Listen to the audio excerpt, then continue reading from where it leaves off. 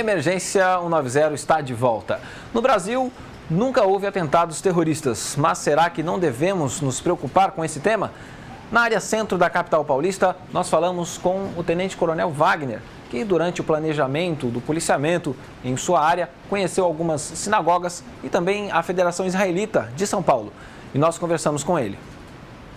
Hoje nós não podemos esconder que o nosso país ele acaba por inserir também na rota do terror, né? Até pelas características, né, pacifista do nosso país, o Brasil acaba sim por recepcionar aí diversas facções ou tendências e que faz com que os organismos de segurança pública também se atentem para essas questões. Coronel, como surgiu a ideia de trazer um convidado para falar sobre o tema terrorismo?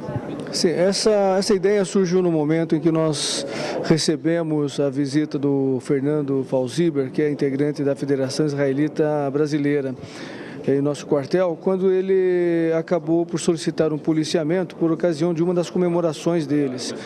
E nessa mesma oportunidade ele nos fez o convite para que fosse conhecer as sinagogas da região central e nós fomos até elas conhecendo aí as necessidades, até mesmo para que pudesse dimensionar o nosso policiamento preventivo.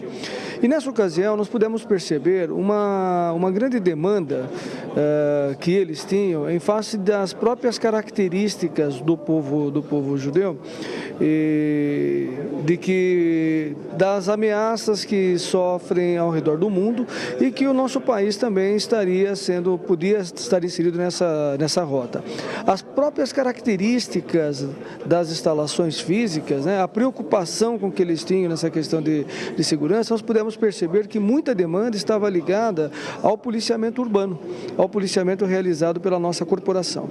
Foi exatamente aí que surgiu essa demanda e nós fizemos um convite para que ele pudesse conversar com os nossos policiais, em especial os tenentes, comandantes de força tática, os comandantes de companhia territorial, de força tática, para que pudesse perceber dessa situação e que pudéssemos treinar os nossos policiais militares quanto a essa percepção do perigo que pode estar iminente.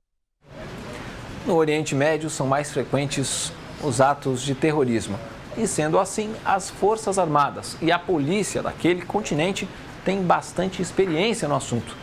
Foi pensando assim e também em grandes eventos realizados em São Paulo, que contam com a presença de autoridades de várias nacionalidades, que o Comando de Policiamento da área centro de São Paulo promoveu uma palestra a respeito.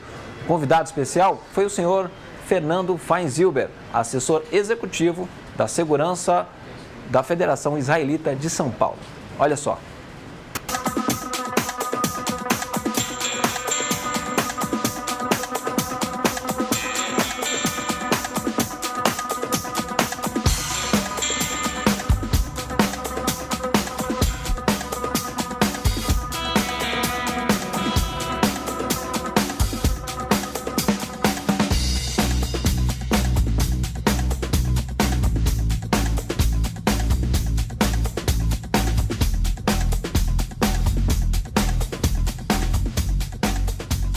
É um prazer estar aqui com vocês e o que a gente sempre fala quando a gente visita as autoridades de segurança pública, os secretários, os comandantes, é que a gente aprecia demais o trabalho do policial. Sabemos que cada um de vocês sai de casa e é um herói para poder trabalhar para a nossa sociedade. E a comunidade judaica só tem a agradecer o apoio, o trabalho que é feito conjuntamente conosco nos temas que para nós são muito sensíveis. O Fernando vai hoje falar um pouquinho de um tema que para nós é fundamental e que às vezes no Brasil as pessoas pouco olham ou pouco acreditam. Quando visitamos as autoridades brasileiras e citamos o tema do terrorismo, sempre a resposta é: no Brasil nunca vai acontecer nada. Será? Nunca se imaginou que um avião ia entrar num prédio no centro de Nova York e fazer o que fez. Então a gente espera que São Paulo, o Brasil, não tenha que passar por isso, mas nós temos que estar preparados. E simplesmente o fato de ver esse auditório lotado hoje mostra que a esperança existe e que vocês, policiais, têm isso no sangue e sabem do que nós estamos falando.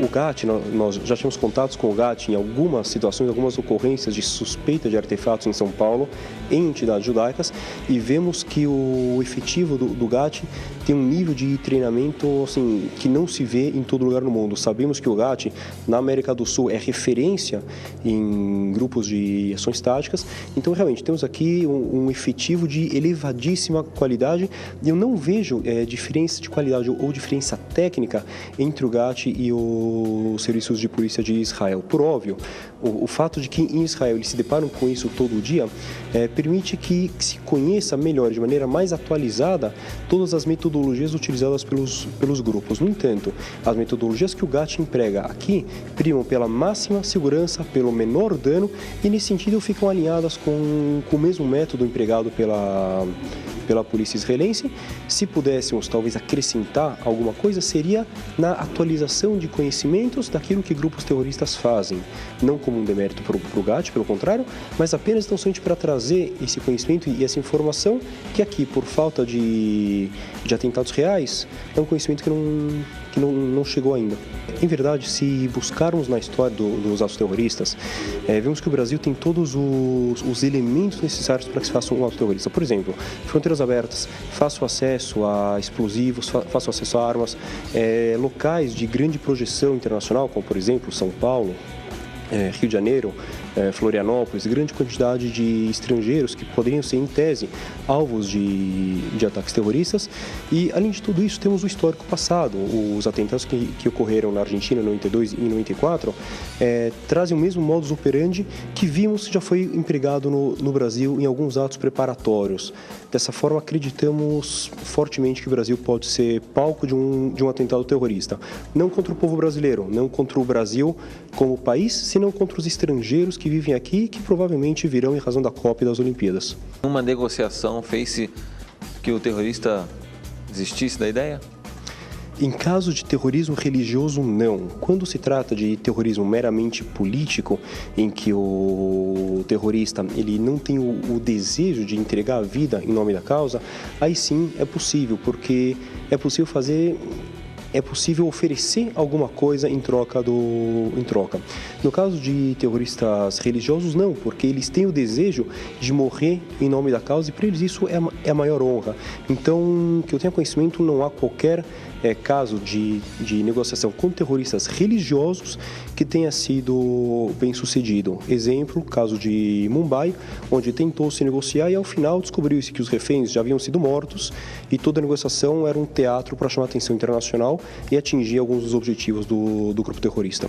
O conceito de terrorismo está sempre atrelado a um fim político. Então, todo terrorismo, religioso ou não, tem um fim político por excelência. Quando falamos de terrorismo religioso, sempre pensamos em propagação da causa terrorista, pensamos na cabeça do executor do ato, na ascensão ao mundo vindouro, em alcançar as virgens, trazer honra para a família, condições econômicas. Esses serão os ideais do indivíduo em si. Os ideais da organização depende de cada organização. Temos algumas organizações focadas em territórios específicos, como o Lashkar el-Taiba, por exemplo, que fez o atentado em Mumbai, que luta por uma solução da questão da Caxemira entre Paquistão e Índia. Temos outros grupos, como por exemplo a Al-Qaeda, que propaga uma jihad global, que tem interesses políticos contra Israel, contra os Estados Unidos, que são chamados de imperialistas e dominadores do mundo, mas que tem também involucrado uma questão religiosa muito forte. Então depende muito de cada grupo.